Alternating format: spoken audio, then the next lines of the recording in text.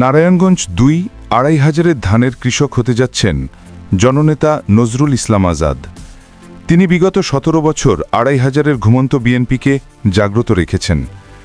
তিনি দলের দুঃসময়ে বিএনপির অসহায়, ত্যাগী, দলের জন্য নিবেদিত প্রাণ, কারা নির্যাতিত নেতাকর্মীদের সর্বদা পাশে থেকেছেন সবসময়।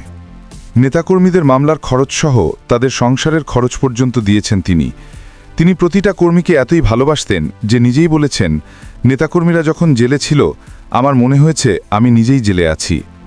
নজরুল ইসলাম আজাদ নিজেও অসংখ্য মামলার আসামি ছিলেন। প্রায় ৪৪টিরও বেশি মামলার আসামি হয়ে জেলও খেটেছেন বহুবার।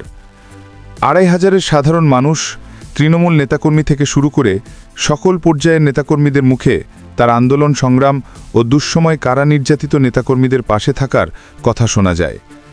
তিনি বিগত সরকারের হামলা মামলাকে উপেক্ষা করে সরকার বিরোধী আন্দোলন সংগ্রামে স্বয়ংক্রিয় ভূমিকা রেখেছেন।